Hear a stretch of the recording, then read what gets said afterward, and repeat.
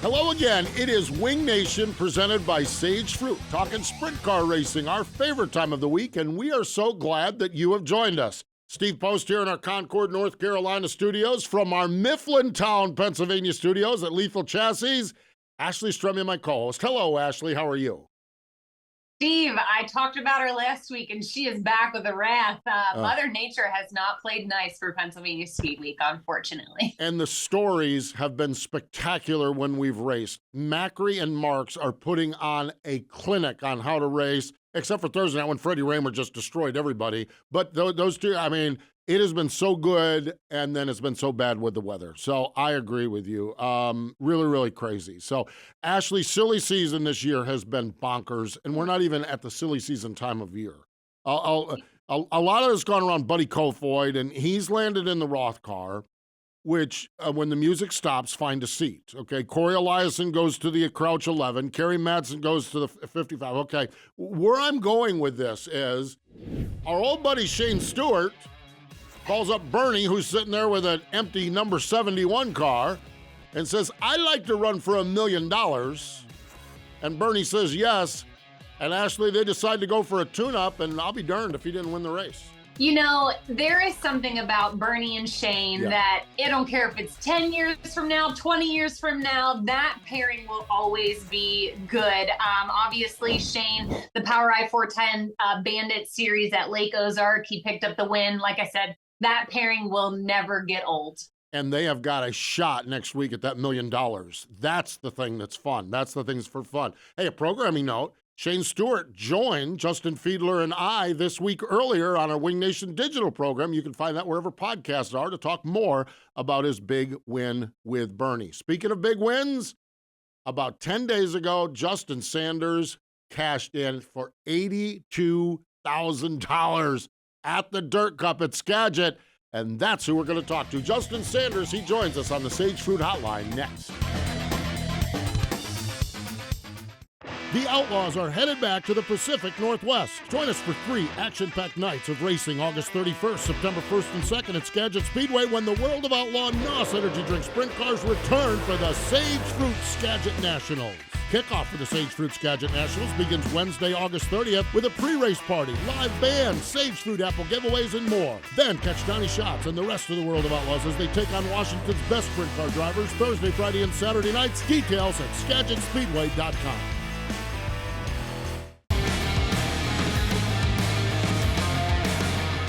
Welcome back. It is Wing Nation presented by Sage Fruit, and we are going to the Sage Fruit Hotline. Joining us from the great state of California, fresh off from that big win up at Skagit in Washington, is Justin Sanders. Hello, Justin. Welcome back to Wing Nation. How's it going, guys? Happy to be here, and thanks for having me on. We love it. We absolutely love it. About 10 days ago or so, you won $82,000 at Skagit, the King of the West Series, the Dirt Cup. Has it sunk in? What has it meant as a little bit of a hindsight? Where are you at with that big win?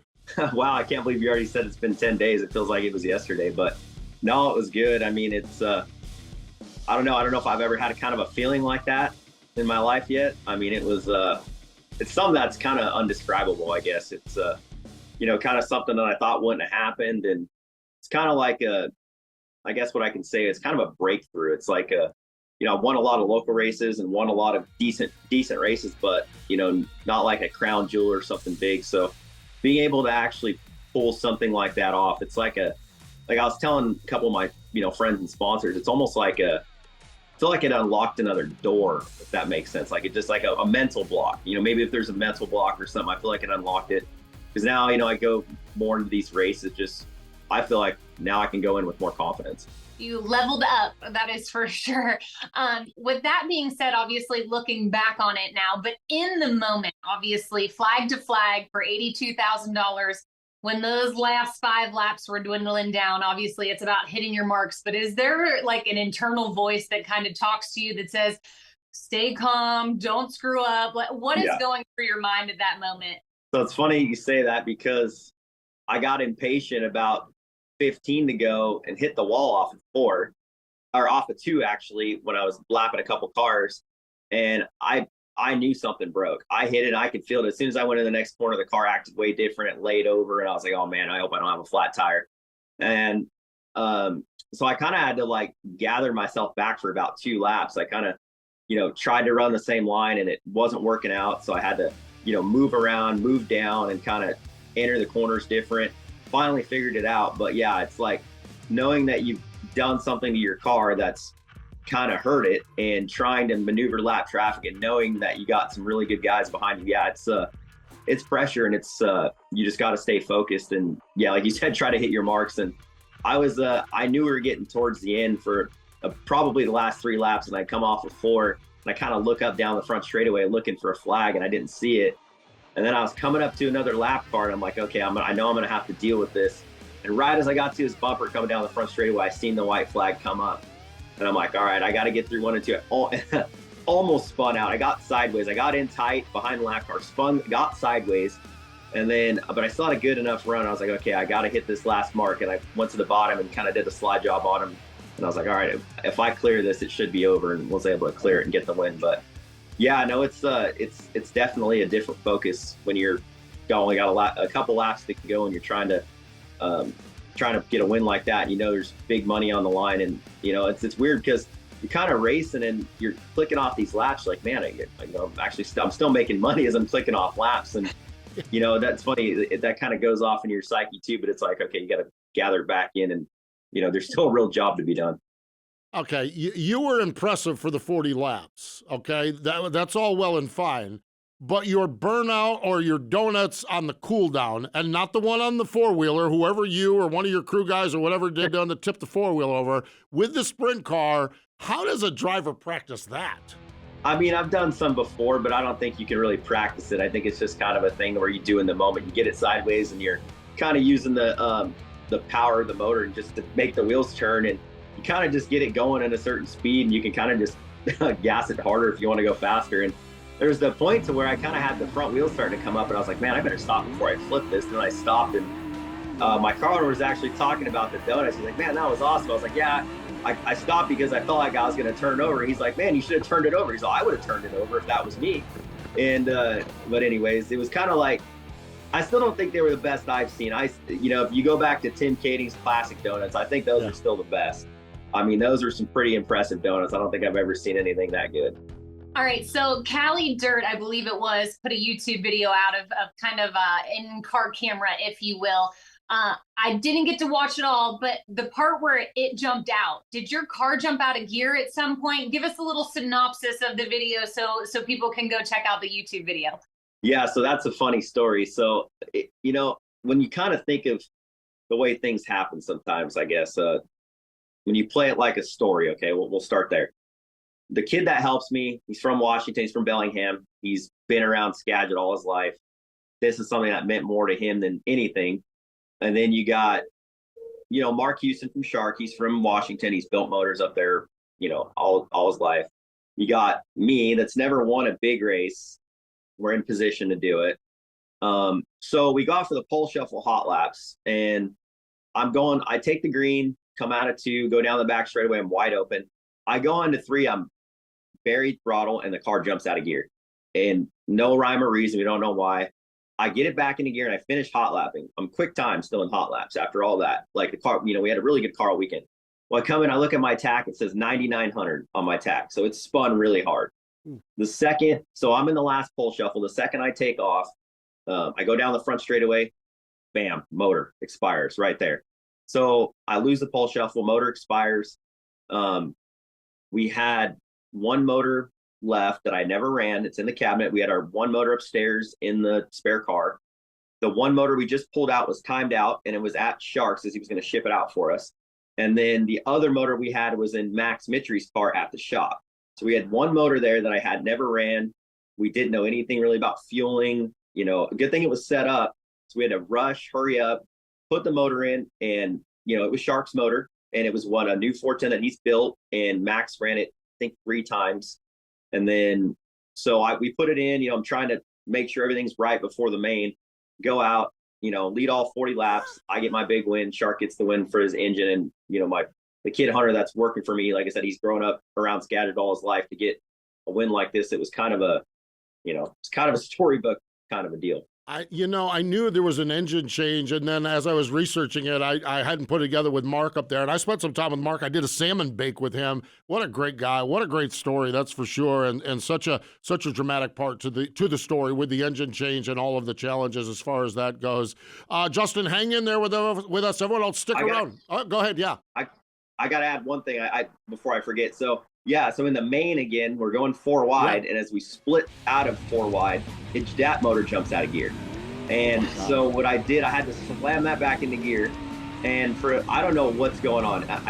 I put a car in gear 1,000 times or 5,000 times, and it starts running through your head. Well, did I not lock it in gear or what? What's going on? But after that second time, it's like, okay, I know I locked it in gear. So for about the first 4 laps, I come off in both corners and I just kind of take my hand and press down on the shifter a little bit and use one hand to drive. So I don't know. That was a mystery in itself. We still don't know why. We got the rear end out, got the shifter out, got everything ripped apart. So we don't know. I don't know yet, but okay, we can go. Oh my God, that even adds depth to it. That's crazy. That really, truly is. Yeah. Hey, hang in there, Justin. Everyone else, hang in there. More with Justin Sanders in just a moment. The Outlaws are headed back to the Pacific Northwest. Join us for 3 action-packed nights of racing August 31st, September 1st and 2nd at Skagit Speedway when the World of Outlaw NOS Energy Drink Sprint Cars return for the Sage Fruit Skagit Nationals. Kickoff for the Sage Fruit Skagit Nationals begins Wednesday, August 30th with a pre-race party, live band, Sage Fruit apple giveaways, and more. Then catch Donnie Schatz and the rest of the World of Outlaws as they take on Washington's best sprint car drivers Thursday, Friday, and Saturday nights. Details at SkagitSpeedway.com.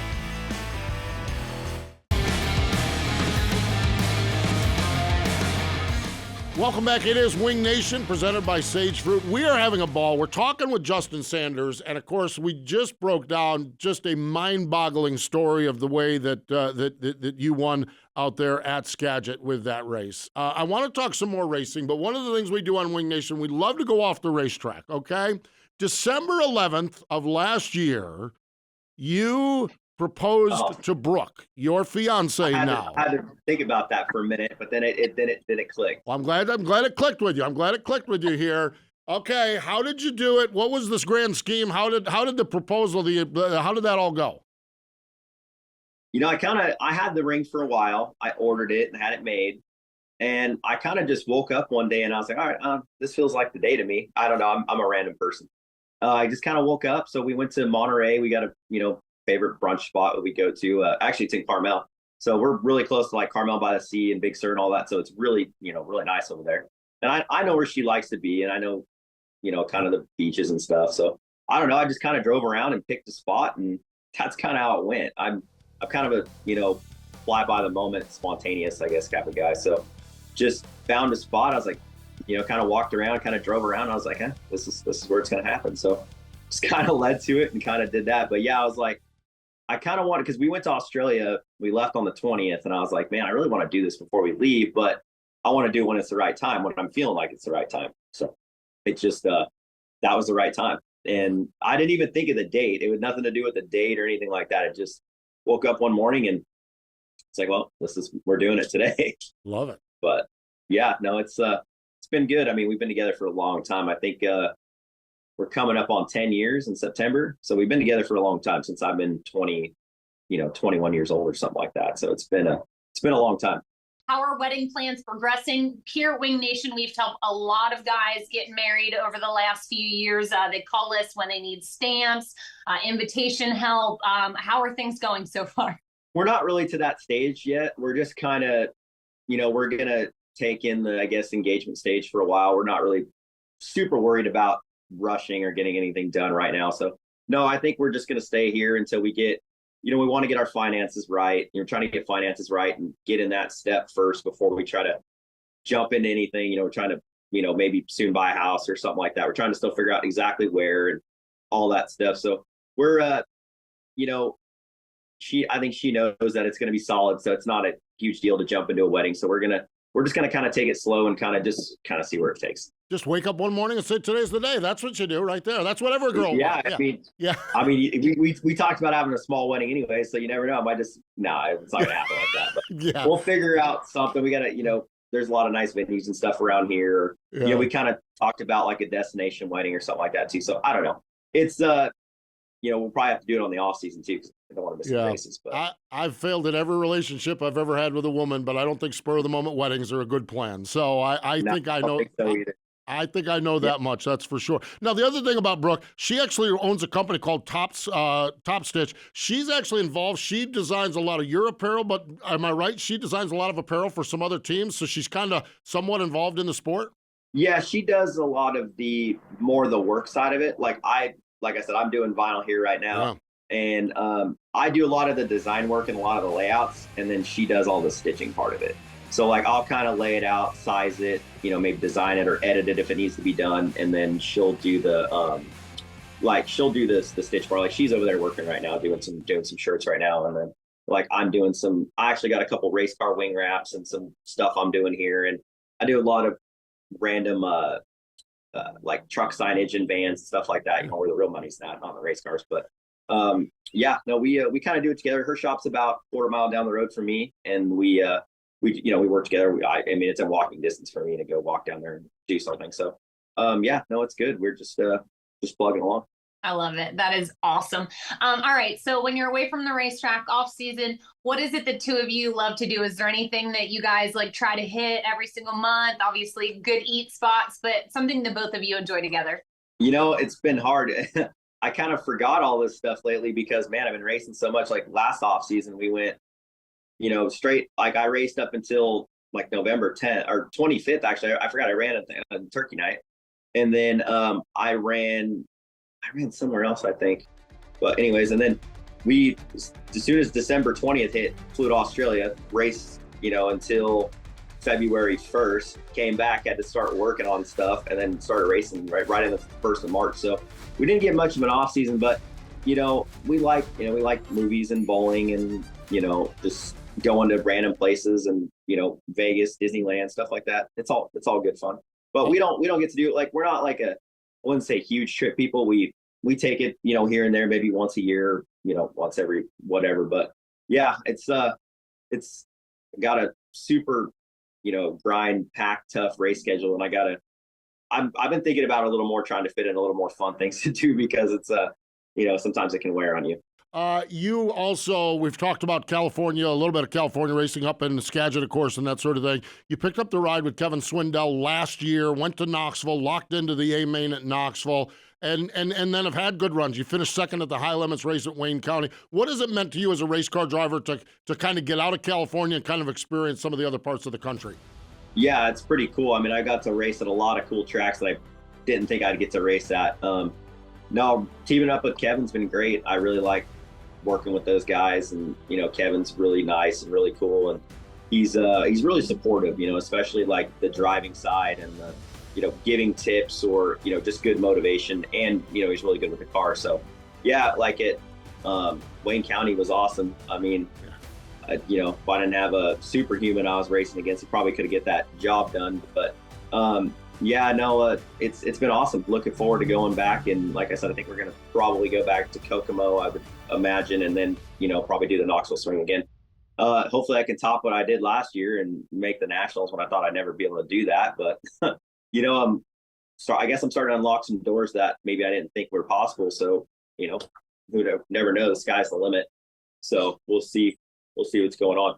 And with that, we're going to have to wrap it up here on the interview. Justin, we appreciate your time so much. Love following your journey, your successes, and these doors getting unlocked, I think, are really, really cool. We wish you the best as you roll through the second half of this season. Yeah, I appreciate it. Thanks, guys. Thanks for having me on. There we go. Justin Sanders joining us from the great state of California. Stay with us. More Wing Nation in just a moment.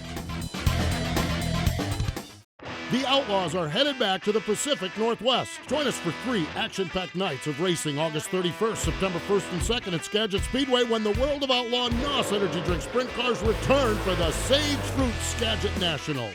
Kickoff for the Sage Fruit Skagit Nationals begins Wednesday, August 30th with a pre-race party, live band, Sage Fruit apple giveaways, and more. Then catch Donnie Schatz and the rest of the World of Outlaws as they take on Washington's best sprint car drivers Thursday, Friday, and Saturday nights. Details at SkagitSpeedway.com.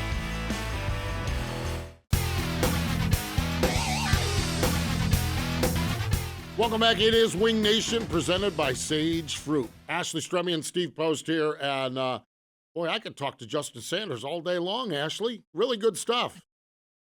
Absolutely.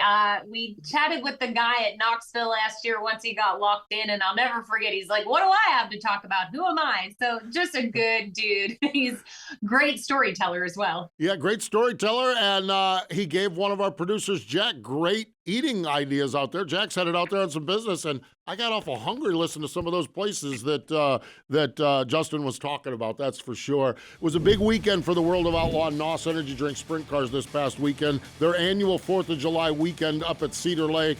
Ashley, when we got down to feature time and checkered flag time, a couple familiar faces won those two races. Yeah, I know we joked about it all season, kind of where's Brad Sweet, but he's been consistent, but he is hitting his stride and just at the right time. 7th Cedar Lake win. He's now tied with Sammy Swindell for the most at one track. His 85th career World of Outlaw win, putting him 10th on the all-time list behind Darren Pittman. Yes, that is really good company to be in, that is for sure. Okay, so you mentioned Brad Sweet, a 7-time winner.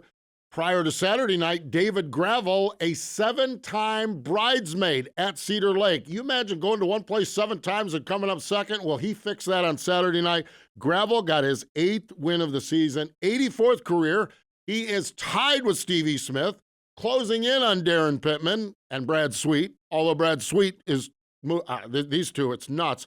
Really, really good racing up at Cedar Lake, World of Outlaws. And boy, Gravel and Swede and Carson Macedo, a couple other guys really putting on some shows, some good stuff. And it is time, Ashley. It is time for some big money on the line. Next week, the one that we've been talking about for months and months and months, the Eldora Million. But it starts, our buddy Brad Doty has a race coming up on Tuesday night. Yes, it is the 35th annual Ohio Logistics Brad Doty Classic at Attica Raceway Park, kicking off a whole lot of money that week. And then obviously Wednesday rolling into the Eldora Million prelims. I listened to an interview Kyle Larson did real quick, and it was cool to hear what he said because obviously the late models have raced for $1 million last year. And he said what was really humbling for him is that everyone raced clean because as well as I do, I'd wreck my mom for $1 million. So he's like, if we can race clean like that, it'll be a huge deal. So I think it's going to be an awesome unfolding. Yeah, it really is, Eldora Millions Thursday, the night before the Kings Royal, the 40th annual Kings Royal. They're only paying $175,000 on Saturday night for that one. So, no need to stick around in town now. I mean, it's crazy what Tony Stewart and Jerry Gappens and everyone is doing there at Eldora. And Ashley, when we look at this thing, I think a month ago, I'm thinking Rico, maybe Donnie Schatz, but then the final tune-up, Sam Haferteep rolls in there and wins the All-Star race. This thing is wide open. Last year, Brent Marks won both of the Kings Royal. I don't even know how to handicap this thing. It's going to be interesting because we've talked about it for probably the last couple of years, right? Sprint car racing at the competition level is insane, and this race is truly anybody's. It really, truly is. So it is going to be fascinating to watch. It really, truly is. Can't wait to see what happens all next week at that racetrack. Want to mention this one as well. Saturday night, the Lou Blaney, this coming Saturday night, before we get to that, the Lou Blaney Memorial, 10,000 to win at Sharon Speedway. What Dave Blaney is going on and Sharon is really, really neat. And All-Stars running for 10 grand on Saturday night. So fun stuff. And it was fun stuff hanging out with Justin Sanders. We really appreciate Justin for joining us. But more important than all of that, thank you for joining us here this time on Wing Nation presented by Sage Fruit.